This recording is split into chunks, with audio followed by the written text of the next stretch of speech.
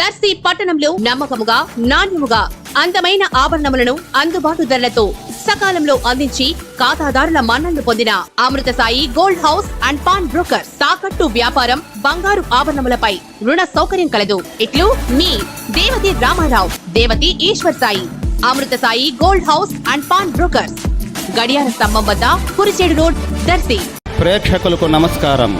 ADN news TV మన దర్శి, మన local channel. ADN news TV ప్రేక్షకులకు నమస్కారం. వార్తలు చదువుతుంది మీ ప్రసన్నారాం.